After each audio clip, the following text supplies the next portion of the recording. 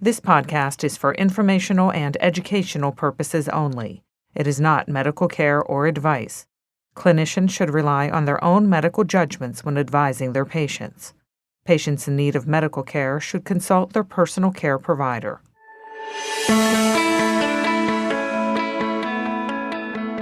Welcome to That's Pediatrics, where we sit down with physicians, scientists, and experts to discuss the latest discoveries and innovations in pediatric healthcare.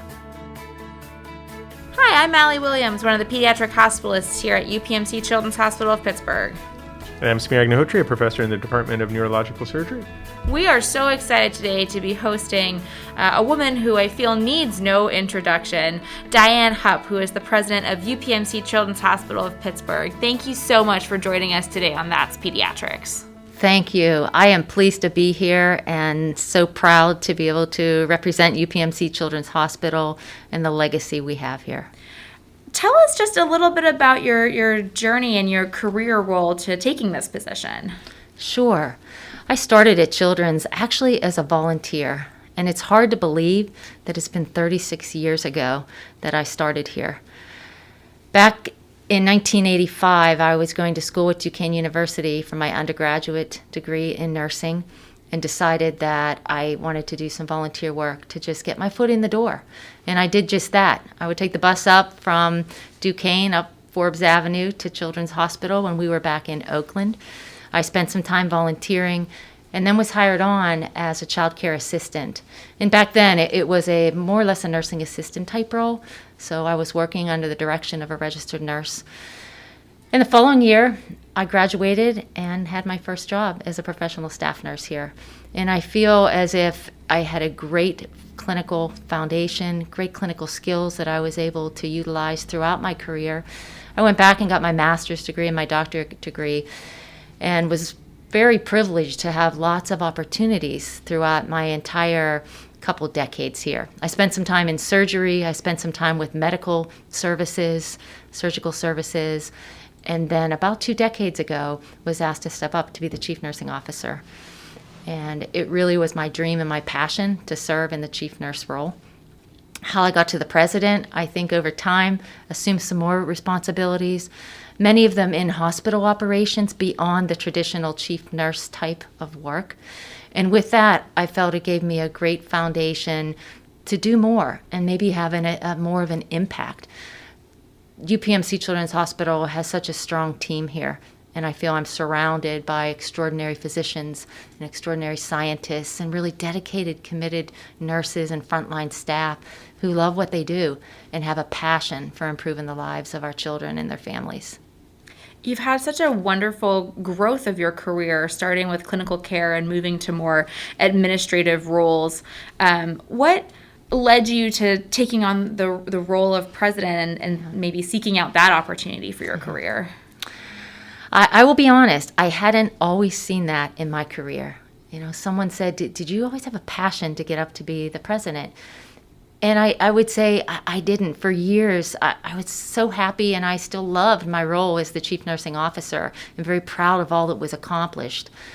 But when Mark Sevko, our former president, was asked to step up to his new role, I gave it a lot of thought, a lot of soul searching to say, Diane, you have a lot of the skills that I believe were needed to do this big job. And there's a wonderful team. And could I complement this extraordinary team to continue to take Children's to the next level? I have a deep sense of pride, commitment, and passion for the work we do here, whether it's in academics, research, and particularly clinical care. So I felt I could really contribute and add more to the excellence that we already have here.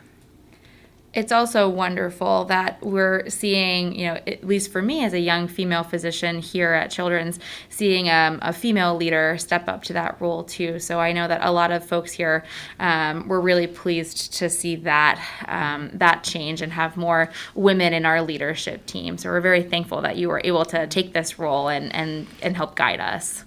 Thank you. Part of what I have been so overly amazed and impressed is the support and the confidence and people reaching out and just saying, Diane, I'm here to support you in whatever way. We want you to be successful. We want you to help take Children's to the next level. So it really is a great feeling and a great sense of pride. And with such a leadership role, there are many qualities you have to have for it. If you could pick, one word to describe yourself, which might be a difficult question because there are many words that would be great to use, what word would you use to describe yourself? That is a hard one. But if I had one word quickly in my mind, and I think if you asked others, they would concur, I would say it's committed. I've spent 36 years here. I do look at Children's Hospital as my second home.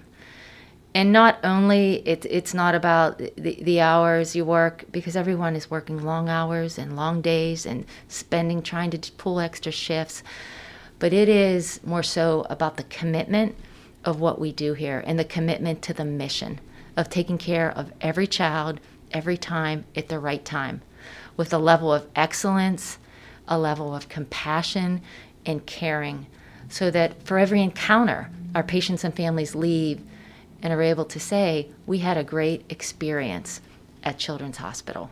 And that's truly the commitment that I applaud so many of our physicians and our frontline staff, because they make that happen every day. I couldn't be more proud to say right now we're in the top percentile of the nation in patients and family experiences. And not every hospital can say that. It takes a lot of hard work. It takes having our frontline staff and our physicians really demonstrate true care and compassion.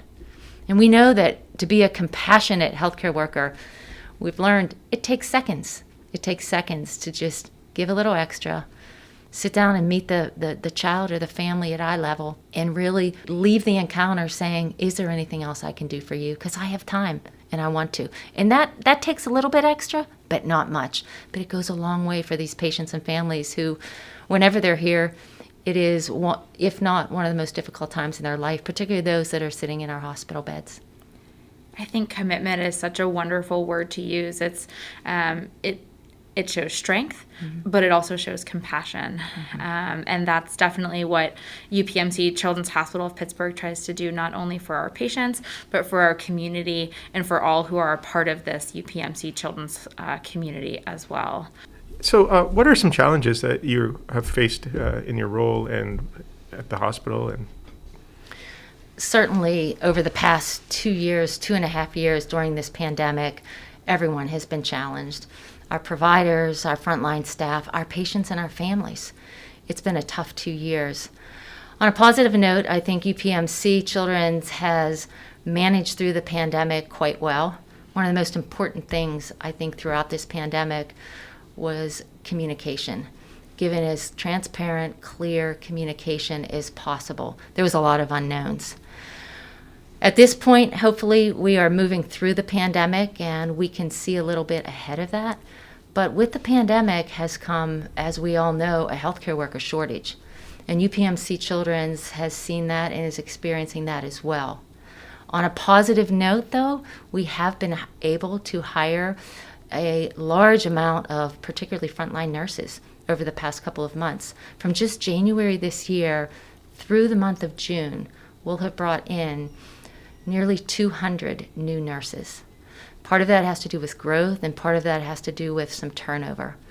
Many of this frontline staff have been moving to Travelers. Some have been burnt out, and it's reasonable to think that everything they've gone through, not only while at work, but in their home lives.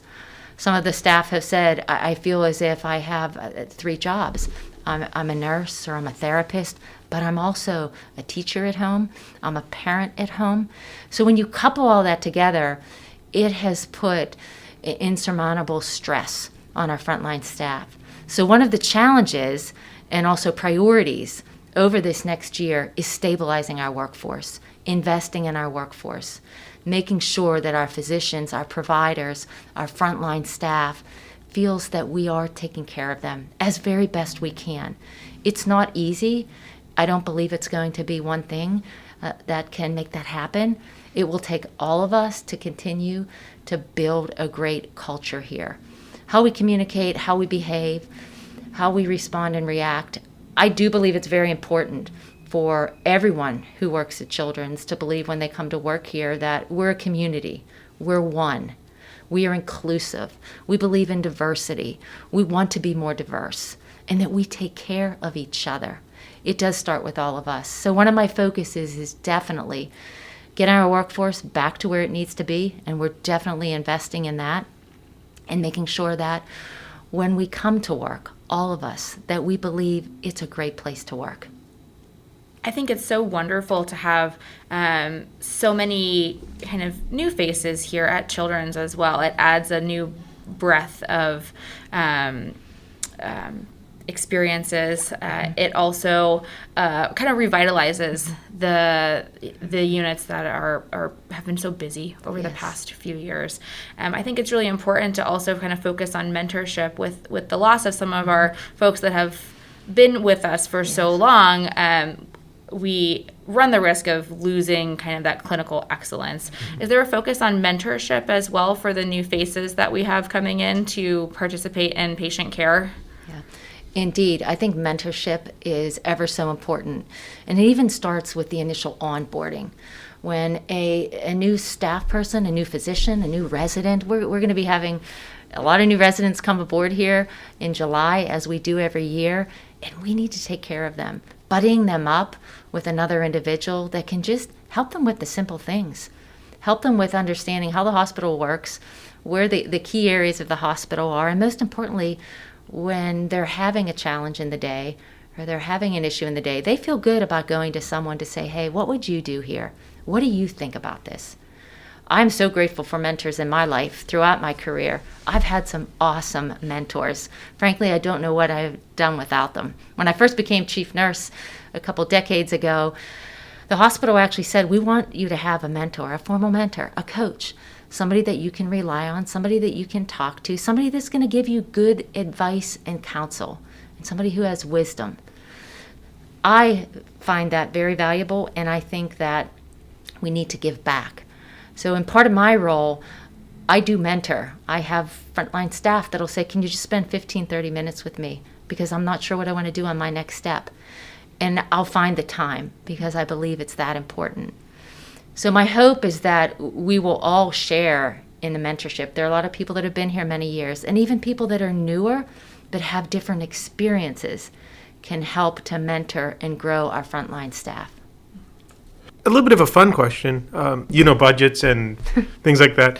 In a perfect world, if you had, let's say, infinite resources, can you speak on, with your leadership and how you envision the program growing over the next few years and what areas you would like to see?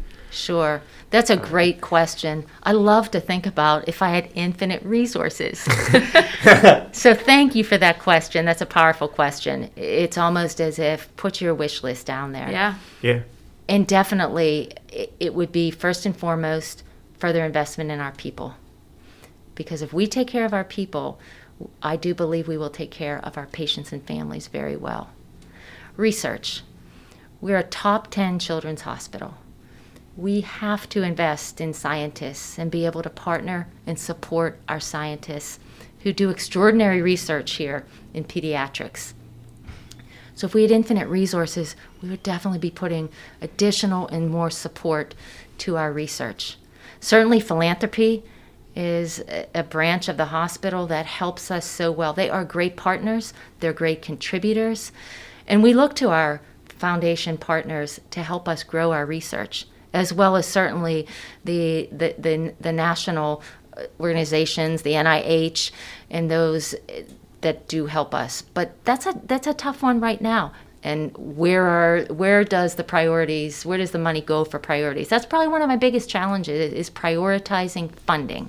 But certainly I would put research up there at the top. I would also put pediatric behavioral health. I didn't speak to that, but pediatric behavioral health, I really have moved up on the agenda. We know that this pandemic has taken a toll, particularly on our teens and on our adolescents. The numbers are growing every day. The demand and the volume of children coming in. For children that come in the emergency department, right now we're seeing 50%, 1 out of every 2 children that come in have some type of need for help in the behavioral health space. We in a given month, 30 to 40 children that come in, we're transferring out to inpatient behavioral health services. So one of our areas that we will be doing some further strategic planning on, where should we invest? Where should the services be? How do we maybe co-brand with UPMC Western? These are all very important pieces that I think will help us to be able to deliver higher level of care to these patients. It's so important to provide this care. I know as a hospitalist here, that's been one of the most frustrating and difficult, patient populations that we've had admitted to this hospital. There's been an extraordinary number of teens that have been suffering over the past couple of years. You mentioned, kind of co-partnering and developing all of these resources here at Children's, but UPMC Children's Hospital of Pittsburgh is also expanding, which I think is really important to touch on the expanse of UPMC Children's and your vision for that. Thank you for that question. Part of UPMC's Children's, one of the biggest priorities is certainly our growth. We have a legacy here. Serving as a top 10 children's hospital, we want to expand our footprint. One of the areas that we are expanding, and we have over the past couple of years and continue to do more in, is in central Pennsylvania. Some may be aware, but if you aren't, it's important to note, we actually helped to partner to put up a UPMC Children's Hospital within the Harrisburg Hospital. And within Harrisburg Hospital right now, we started out with about 15 beds, and we're looking to expand that to get that eventually to 30 beds. So it's a small hospital within a hospital. We have put subspecialists that have gone to central Pennsylvania. They see patients there every month in multiple specialties. We're also looking north and up towards the Erie and the Hammett market. There's a need. And if we can solve the need of access is one of the big priorities that we're working hard on.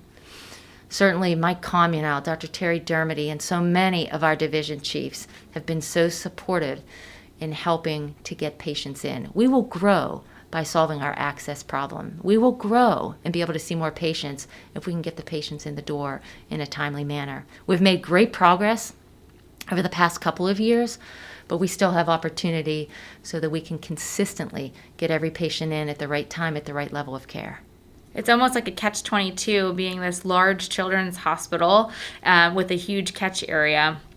It's great for training purposes. It's great for our staff to be able to take care of patients from so many different places, but I know it's stressful for families too. Yeah. And I think that growth is going to be really beneficial for families in our Western Pennsylvania and Central Pennsylvania community. Absolutely, and I'll mention one other area of growth, and I really thank Dr. Steve Janofsky and Molly Gibson, who are two of our staff in the ED that are working on ED affiliation partnerships. And it's just that. It is a partnership where our ED physicians and our ED nurses are going to do assessments in adult hospitals to say, what can we help you with? Let us take a look at your ED. In many of these adult emergency departments, they see approximately 10 to 15% of their population is actually children. So when they see these children, we want to have them share in our best practices and be able to deliver high qualities of care. And how can we help them with that? We're working with telemedicine and hope to expand the telemedicine in these hospitals. We're also setting up a concierge service where eventually we will be able to, on a consistent basis, if a child is seen in an emergency department outside Children's and they need to have a follow-up specialty appointment, they will be able to, before they leave the ED, call down. There's only one number to call, and we will get them scheduled for a timely appointment. And that's something that I definitely believe it's not only the right thing to do, but it will certainly help with our growth and help to excel the level of pediatric quality care out in the communities. Right, and there's something that you've touched on, maybe you could expand a bit more, but Children's Hospital of Pittsburgh it's world famous now. It's top 10, as you mentioned. There's so much brand recognition, and just growing in the local communities, I think that would bring a little bit of no kid wants to be at a hospital, or no family wants to be at a hospital, but knowing that Children's Pittsburgh is expanding to areas that people can't travel as much. That's right. You are absolutely right. You're spot on. These organizations, they do want our help. They're reaching out. It's hard to be able to deliver high quality and high reliable, safe care to pediatrics when that's not your business every day. So they're dabbling in it, but at the same time, they need further support and they need further expertise. And we're committed to doing just that because, again, it's the right thing to do for our patients and our families outside the immediate community and outside the Lawrenceville area. So I anticipate that we will be collectively together working very hard on expanding our footprint. There's so much to be proud of working here and being a part of this community. I know that when I moved from Florida, you can even feel the Pittsburgh pride the second you kind of arrive at the city. With that, there's a lot to be proud of being at UPMC Children's Hospital of Pittsburgh. But what's one or two things that you're the most proud of for the future and things that will happen here? Sure. Thanks for that question. I couldn't be more humbled and honored to serve in this role of president of UPMC Children's Hospital of Pittsburgh. Children's Hospital here in Pittsburgh, it's a legacy. It's a legacy for 130 plus years. And the legacy and the pride is in the care we deliver. That's the core of our mission. It's what we do day in and day out. Despite the challenges that we've had, we rise above. We rise above, and I have no doubt we will continue to get through the challenges that we see now and come out a lot stronger. I do anticipate the pediatric behavioral health. We will do better. We will do more. We will make pediatric behavioral health more accessible. That is a primary goal. We will continue to focus on access, whether it's through the emergency department, opening up our operating rooms more, and having patients be able to be seen when they need to be seen in a timely manner. So access to care, delivery of care, and finally, but just as important, I bring up the people again, because we can't do any of that unless we have the people who are here, committed, dedicated, and helping us to deliver world-class care. The acceleration of excellence, we want to go beyond our footprint, and very committed to working with the extraordinary physicians and leaders here to do that. Thank you so much again for coming in and chatting with us. We really appreciated hearing your vision and hearing thought processes for the exciting future that awaits. Yeah, an absolute honor. Thank you so much. Thank you so much. It's really an honor to be here, and I thank all of those who are listening out here, whether you are from the community, one of UPMC Children's or other. Thank you for your care, your commitment. And I commit back to you that I will be doing my very best with this extraordinary team to deliver on these priorities. Thanks for having me today. And thanks for listening to That's Pediatrics.